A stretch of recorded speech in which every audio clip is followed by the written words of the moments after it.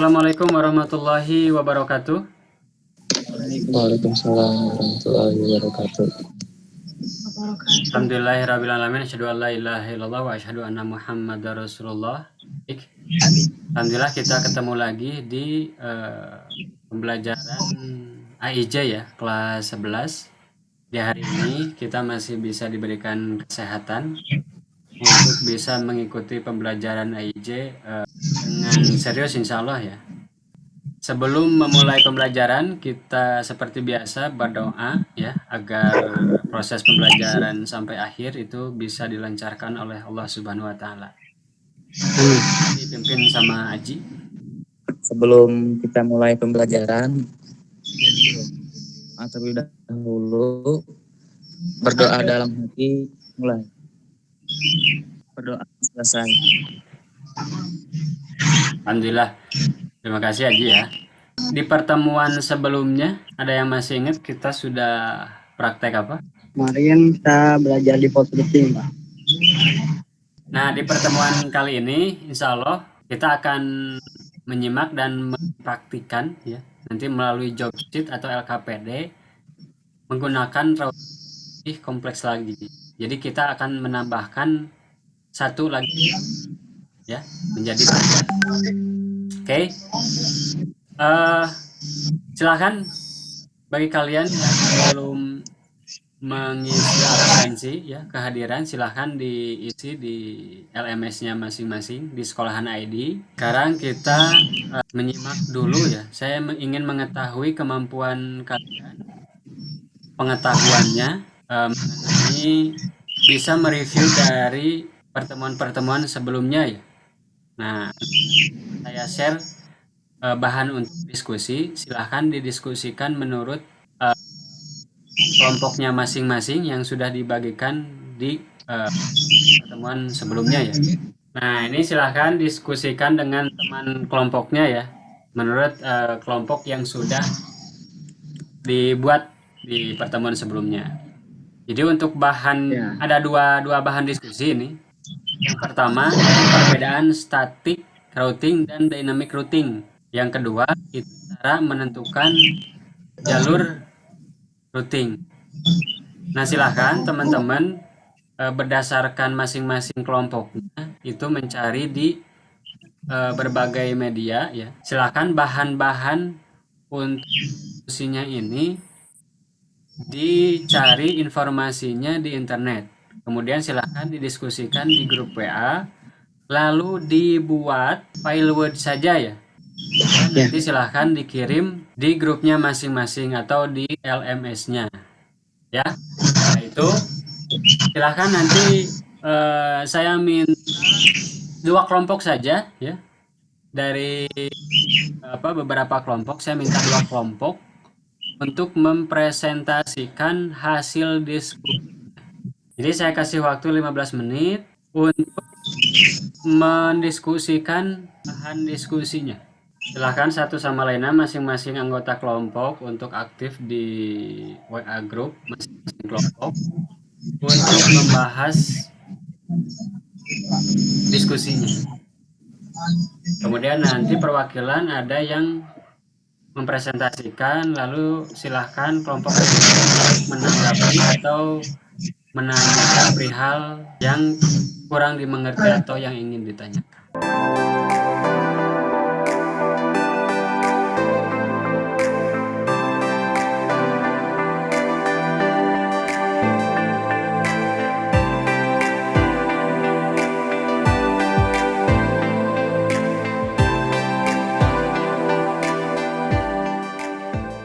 Saya lihat di grupnya ada yang sudah mengirimkan satu yang lain untuk menyusulkan. Untuk sesi diskusi diselesaikan ya. Silahkan disiapkan. Assalamualaikum warahmatullahi wabarakatuh. Waalaikumsalam warahmatullahi wabarakatuh. Perkenalkan, nama saya di kelompok 1 sebagai moderator dan presentasinya diwakili oleh Aji. Untuk Aji, waktu dan tempat saya persilahkan. Assalamualaikum warahmatullahi wabarakatuh. Waalaikumsalam warahmatullahi wabarakatuh. Kami dari kelompok itu, saya akan menyampaikan hasil diskusi kelompok kami, yaitu dengan tema perbedaan static routing dan dynamic routing. Berikut hasil diskusinya. Routing atau routing statis adalah sebuah router yang kabel routing statik yang disetting secara manual oleh para administrator jaringan. Dengan routing paling sederhana dan dapat dilakukan pada jaringan komputer. Menggunakan routing murni dalam sebuah jaringan berarti mengisi setiap entry dalam table di setiap router yang ada di jaringan tersebut. Penggunaan routing statik dalam sebuah jaringan yang kecil tertentu bukanlah suatu masalah. Hanya beberapa entry yang perlu diisikan pada forwarding table di setiap router. Sekian dari diskusi kami. Kalau ada yang ditanyakan, silakan. Ji, boleh nanya Ji? Lebih enak mana, routing statik atau routing dinamik? Sebutkan alasannya, kenapa gitu? Terima kasih Septianto. Saya jawabnya, cara sisi dari perspektifnya lebih menggunakan routing dinamik karena tidak cukup simpel dan mudah karena ini otomatis. Tapi routing dynamic juga perlu pemahaman yang langkah-langkah yang tepat. Untuk kemudahan routing dinamik karena lebih mudah dan simpel. Ya, sekian dari presentasi kelompok kami. Mohon maaf bila ada kesalahan. Assalamualaikum warahmatullahi wabarakatuh. Waalaikumsalam. Assalamualaikum warahmatullahi wabarakatuh. Assalamualaikum warahmatullahi wabarakatuh. Waalaikumsalam. Waalaikumsalam warahmatullahi wabarakatuh. Kami dari kelompok 2 akan mempresentasikan hasil diskusi kami. Bismillahirrahmanirrahim. Assalamualaikum warahmatullahi wabarakatuh. Waalaikumsalam warahmatullahi wabarakatuh.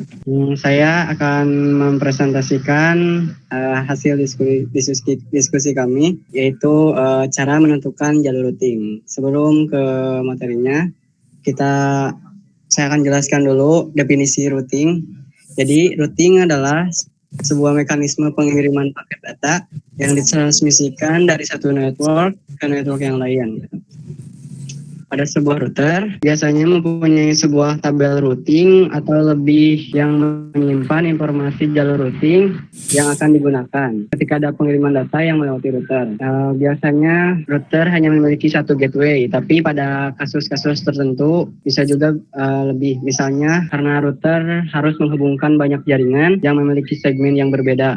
Contoh sederhananya seperti gambar di bawah ini. Jadi pemilihan jalur routing didasarkan beberapa parameter, yaitu destination address dan distance pada tiap rule routing. Pertama, router akan memilih rule routing dengan destination address yang paling spesifik. Kemudian router akan melihat nilai pada parameter distance di tiap rule routing. Semakin kecil distance, maka rule itu akan digunakan. Jika terdapat beberapa rule routing dengan destination address dan distance sama, maka router akan memilih dengan random atau acak. Ya, kurang lebih seperti itu. Jika ada yang ingin ditanyakan, silahkan. Saya mau nanya, Sep, itu kan ada silahkan. beberapa jalur. Jadi dari topologi tersebut, jalur mana yang akan dipilih? Terima kasih. Oke, terima kasih JM atas pertanyaannya. Bismillahirrahmanirrahim. Jadi menurut tabel di bawah ini didapat rule routing seperti gambar berikut. Jadi untuk memilih jalur yang cocok dari gambar di atas, kita cukup lihat traffic length yang paling besar saja, yaitu di sini kita memilih jalur B atau dengan traffic length /29 ya. Kurang lebih seperti itu. Sekian dari kelompok kami. Wassalamualaikum warahmatullahi wabarakatuh. Dua pertanyaan tadi ya, yang dua sajian dari kelompok Aji dan Septianto. Yang pertama, pertanyaannya mana yang lebih baik antara static routing dan dynamic routing ya, pertanyaan Septianto.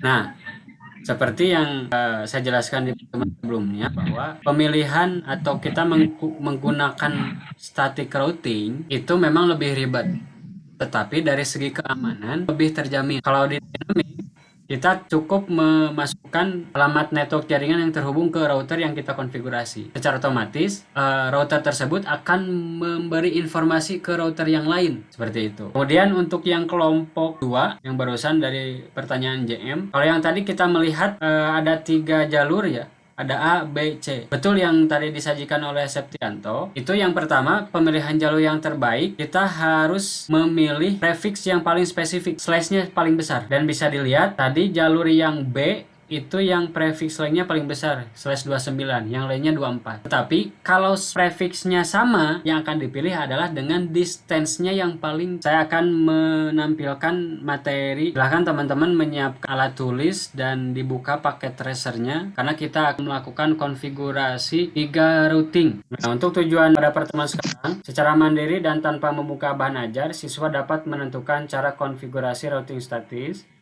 Siswa diharapkan dapat menilai aturan-aturan routing statis dengan menggunakan software Cisco Packet Tracer pada komputer atau smartphone. Siswa dapat membuat prosedur laporan hasil konfigurasi routing statis. Untuk menentukan cara konfigurasi routing statis, yang pertama menggunakan exit interface, kemudian yang kedua menggunakan next hop IP address atau gateway-nya, kemudian menggunakan exit interface atau next hop IP address. Nah, ini yang harus diperhatikan. Routing dilakukan pada jaringan yang tidak terhubung langsung dengan router yang akan dikonfigurasi. Ya, ini tabel routing, ada destination, network mask, next hop, interface, dan metric. Lalu, nah di sini tujuan kita, selain 2 tujuan yang tadi saya sebutkan, kalian harus membuat laporan konfigurasi routing statis.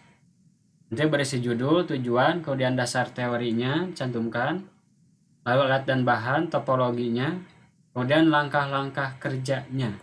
Ya. Bahkan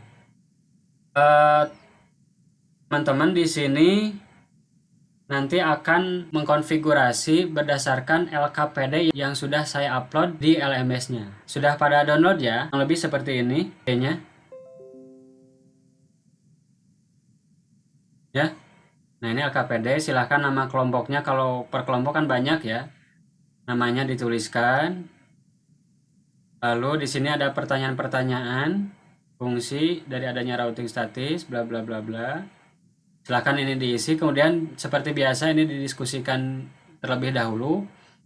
Kemudian, nah ini silahkan kalian membuka Cisco Packet Tracer-nya, mau di handphone atau di laptop ya. Lalu dikonfigurasi, dirancang topologinya, dikonfigurasi IP address ya, berdasarkan ketentuan-ketentuan yang sudah kita pahami dan sempat kita praktekkan di konfigurasi sebelumnya.